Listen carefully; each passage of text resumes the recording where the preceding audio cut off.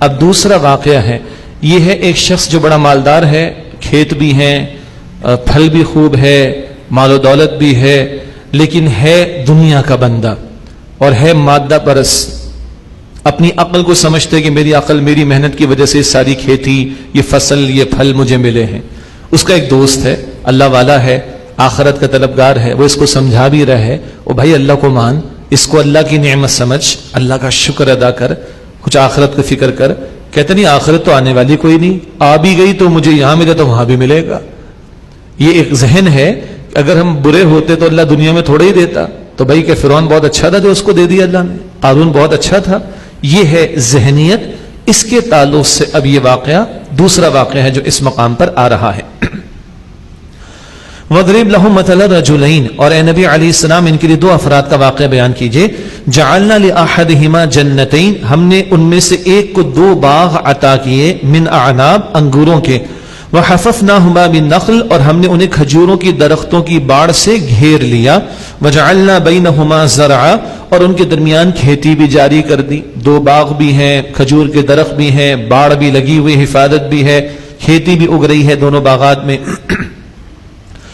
کلتا الجنتین آتت اکلہا، دونوں باغ اپنا پھل خوب لاتے، ولم تظلم منہ شیئا، اور اس پیداوار میں کچھ بھی کمی نہیں کرتے، خوب فصل آ رہی۔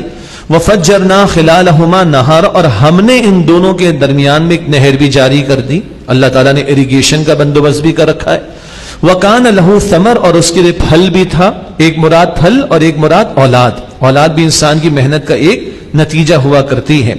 فقال لصاحبہ، تو وہ اپنے ساتھی سے بولا، وہو یحاورہ، جبکہ وہ اس سے کلام کر رہا تھا، انا اکثر منک مالا واعز نفرا، میں تجھ سے زیادہ ہوں مال کے اعتبار سے بھی اور عزت کے اعتبار سے بھی اور نفری کے اعتبار سے بھی۔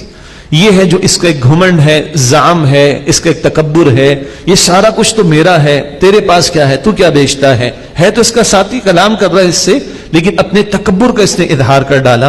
وَدَخَلَ جَنَّتَهُ وَهُوَ ظَالِمٌ لِنَفْسِهِ، اور وہ اپنے باغ میں داخل ہوا اس حال میں کہ وہ اپنی جان پر ظلم کر رہا تھا۔ جان پر سب سے بڑا ظلم کیا ہے؟ بندہ اس وجود کو اللہ کی امانت نہ سمجھے اور اپنے آپ کو نچنت اور بے خوف کر لے کہ مجھے کوئی پوچھے گا نہیں، اور اپنے آپ کو سیلف سفیشینٹ سمجھ لے اور اسباب پر ہی فوکس ہو کر رہ جائے۔ یہ اپنے اوپر سب سے بڑا ظلم ہے کہ بندہ مالک کو، خالق کو، رب کو بھلا بیٹھے۔ قال ما اظن ان تبید هذه ابدا، کہنے لگا میں نہیں سمجھتا کبھی برباد ہوگا۔ اچھا پچھلا پورا بیان کیا تھا، اللہ نے فرمایا ہم نے یہ دیا، ہم نے یہ کیا، ہم نے یہ کیا۔ اس کے ذہن میں کیا ہے؟ میں نے یہ کیا، میں نے یہ کیا، میں نے یہ کیا۔ اور یہ جملے ہمارے بھی معروف ہیں، اما میاں دھوپ میں بال تھوڑی سفید کیے، ٹائم پاس تھوڑی کیا ہے، زندگی لگائی ہے، آدھی صدی گزار دی، دھوپ میں بال تھوڑے سفید ہم نے کیے، کیا بیچتے تم ہمارے آگے؟ یہ تو ہمارے یہاں کے بھی جملے ہیں نا۔ ان جملوں کے پیچھے کیا ہے؟ میں، اور اللہ کیا فرماتا ہے؟ میں۔ یہی تو سارا جھگڑا ہے۔ شیطان نے کیا کیا تھا؟ میں کیا تھا نا۔ اور آپ کو پتا ہے جب بکری میں زیادہ کرتی تو پھر کیا ہوتا ہے؟ چھری پھیری جاتی، وہ بھی راندہ درکا ہو گیا۔ یہ ذہنیت ہے بھائی، یہ قصہ، یہ اٹس ناٹ اے جوک، یہ آج کی تصویریں ہمیں نظر آئیں گی۔ اللہ ہم سب کی حفاظت فرمائے۔ ایک تبصرہ اس رکوع کے اختتام پر آئے گا انشاءاللہ۔ کہنے لگا میں نہیں سمجھتا کبھی یہ برباد ہوگا، وما اظن الساعة قائمہ، اور میں نہیں سمجھتا کہ قیامت کبھی برپا ہوگی۔ چلو تم کہتے ہو، مان لیتے بھائی۔ وَلَئِن رُدِدتُّ إِلَىٰ رَبِّي، اور اگر میں اپنے رب کی طرف لوٹا بھی دیا گیا، لَأَجِدَنَّ خَيْرًا مِنْهَا مُنْقَلَبًا، تو میں ضرور اس سے بہتر لوٹنے کی جگہ پاؤں گا۔ اچھا اس سے پتہ چلا رب کو تو مانتا ہے، آخرت کا انکاری، آخرت کو بھلا بیٹھا ہے۔ چلو اگر مجھے لوٹا بھی دیا گیا اپنے رب کی طرف، گویا رب کا ماننے والا ہے، ایتھیسٹ نہیں ہے، رب کو مان رہا ہے۔ توجہ کیجئے گا، تو میں اس سے بہتر لوٹنے کی جگہ پاؤں گا۔ کیا مطلب؟ وہی خناس بھائی، اگر برے ہوتے تو یہاں تھوڑا ملتا، اگر اللہ کی بیڈ بکس میں ہوتے تو یہ جائیدادیں، یہ مال و دولت، یہ اسباب ہی تھوڑے ہی ہمیں ملتے، ہم تو اچھے تبھی تو مل رہا ہے۔ یہی کھوپڑی کا خناس ہے، ورنہ تو فرعون کو اور قارون کو اور حامان کو، شداد کو، نمرود کو کس لسٹ میں رکھیں گے؟ اللہ کے پسندیدہ لوگوں کی لسٹ میں رکھیں گے؟ قطعاً نہیں۔ قال له صاحبہ، اس کے ساتھی نے اس سے کہا، وہو یحاورہ، جبکہ وہ اس سے باتیں کر رہا تھا۔ محاورہ بھی اسی سے ہے، یحاورہ محاورہ، ڈائلاگ، جبکہ وہ اس سے باتیں کر رہا تھا۔ اکفرت بالذی خلقک من تراب، کیا تو اس اللہ کا انکار کرتا ہے جس نے تجھے مٹی سے پیدا کیا، ثم من نطفہ، پھر نطفے سے، قطرے سے، ثم سواک رجلا، پھر تجھے پورا مرد یعنی پورا انسان بنا کر کھڑا کر دیا۔ اپنی اوقات کو یاد رکھ بھائی، اپنی اوقات کو نہ بھول، تجھے مٹی سے، قطرے سے اللہ نے پیدا کر کے پورا انسان بنایا۔ لکنہ اللہ ربی ولا اشرک بربی احدا، لیکن میں تو یہ کہتا ہوں کہ وہ اللہ، وہ میرا رب ہے اور میں اپنے رب کے ساتھ کسی کو شریک نہیں کرتا۔ گویا میسج دے رہا ہے یہ بندہ مومن اس کو، کیا یہ جو تو سمجھ رہا ہے کہ تیری انٹلیکٹ، تیری قوت بازو، تیری محنت کا نتیجہ ہے، یہ شرک ہے اللہ کے ساتھ۔ اور دیکھیے گا اس رکوع کے اختتام پر یہ باغ والا بھی ایکسپٹ کرے گا، کاش میں نے رب کے ساتھ کسی کو شریک نہ کیا ہوتا۔ وَلَوْلَا إِذْ دَخَلْتَ جَنَّتَكَ قُلْتَ مَا شَاءَ اللَّهُ لَا قُوَّةَ إِلَّا بِاللَّهِ، اور کیوں نہ جب تو داخل ہوا اپنے باغ میں تو تو نے کہا ہوتا ما شاء اللہ، جو اللہ نے چاہا، لا قوت الا باللہ، کوئی قوت نہیں مگر اللہ ہی کی دی ہوئی۔ یہ تیسرا کلمہ آ گیا۔ پہلا کیا تھا؟ الحمدللہ، مادہ پرستی کا رد ہے۔ دوسرا کیا آیا؟ انشاءاللہ، مادہ پرستی کا رد ہے۔ اب تیسرا کیا آ رہا ہے؟ ماشاء اللہ، ہاں یہ ہے لا قوت الا باللہ۔ ٹھیک، تو وہ بندہ مومن اس کو کیا کہہ رہے؟ تجھے کیا چاہیے تھا بھائی؟ تو اپنے باغ میں داخل ہوا، تیرے دل خوش ہوا، تیرا دل باغ باغ ہو رہا ہے، تجھے کیا چاہیے؟ تو کیا کہے؟ ماشاء اللہ، جو اللہ نے چاہا۔ لا قوت الا باللہ، اللہ کے سوا کسی کے پاس کوئی طاقت نہیں۔ اس سب کو کس کی طرف لوٹا؟ اللہ کی طرف۔ یہ اس کی دین ہے، یہ اس کا فضل ہے، یہ اس کی عطا ہے، یہ اس کا انعام ہے۔ تو اسباب پر نگاہ نہ رکھ، تو مسبب الاسباب پر نگاہ رکھ۔ ہمارے یہاں بھی جب یہ بلڈنگز وغیرہ بنتی ہیں تو اس پہ ایک چھوٹا سا بورڈ لگا دیں، چھوٹا سا، ماشاء اللہ۔ اور بھائی اس کو تھوڑا سا بڑا کر لو اور پورا لکھواؤ، کیا؟ ماشاء اللہ لا قوت الا باللہ۔ ایک تو یہ ہو گئی بات، یہاں حولہ نہیں، وہ حدیث میں ہے، یہ ہے ماشاء اللہ لا قوت الا باللہ۔ لیکن ایک بات توجہ سے سن لیجئے گا، حرام کی آمدن سے یا حرام کی رقم سے گھر، فلیٹ، بلڈنگ بنا کر کوئی اس پہ لکھ رہا ہے ماشاء اللہ لا قوت الا باللہ، تو یہ اللہ کے الفاظ کی توہین ہے۔ لکھتے ہیں لوگ حرام کی دولت سے بلڈنگیں کھڑی کر کے، بنگلے بنا کر، جائیدادیں بنا کر، ھذا من فضل ربی، یہ میرے رب کے فضل سے، یہ اللہ کے الفاظ کی توہین ہے۔ حرام کی دولت، اللہ مجھے اور آپ کو بچائے۔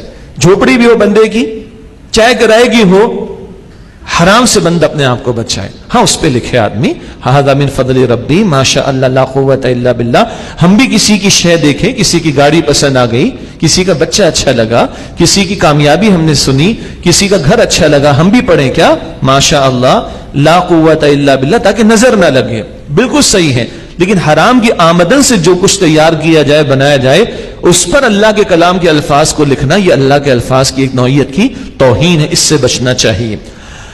اب یہ بندہ مومن اس سے کہہ رہا ہے ان ترنی انا اقل منک مالا وولدا، اگر تو مجھے اپنے سے کمتر دیکھتا ہے مال اور اولاد میں تو کیا ہو گیا بھائی؟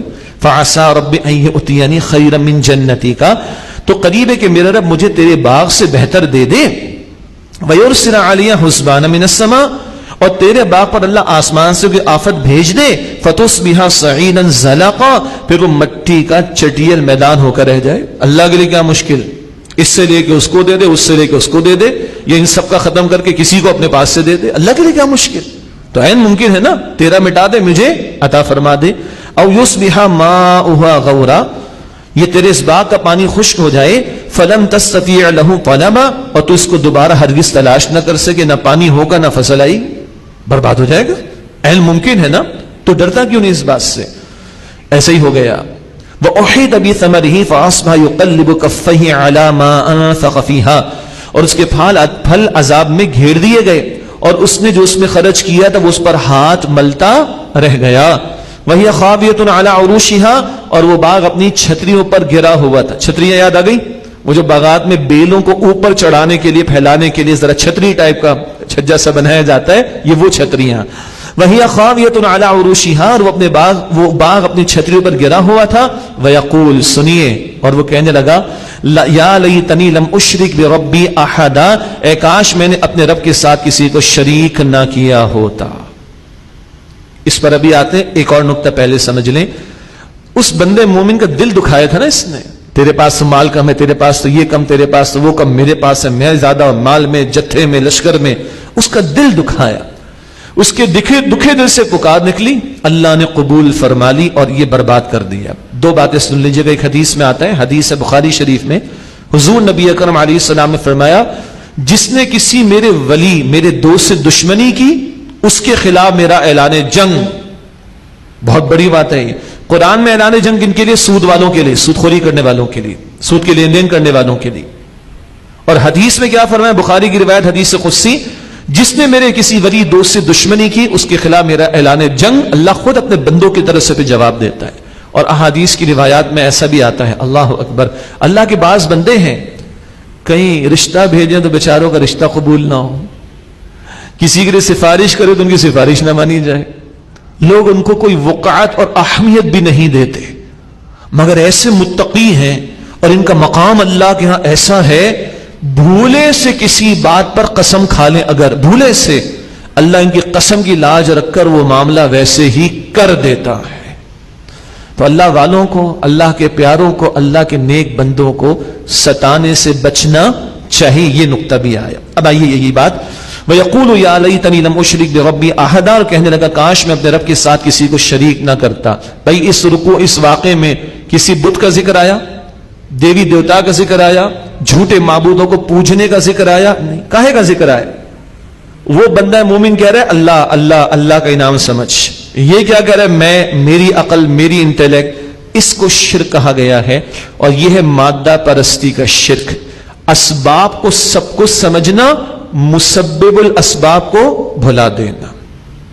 اب ہمارے زبان سے عام ہے، بچے کے اچھے مارکس آ گئے، A+، A*، اسٹیرک کچھ لوگ اب کہتے ہیں ہاں دن رات ایک کیا میں نے بیٹے کے پیچھے، 15,000 کی تو فیس سبجیکٹ ٹیوشن لگوائی، 50,000 کی، 25,000 کی، 20,000 کی فیسیں بھری، دن رات ایک کیا ہے، مذاق تھوڑی. He got A+.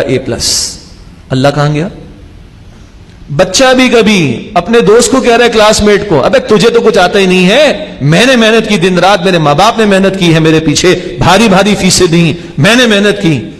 بچہ بھی بول رہا ہے.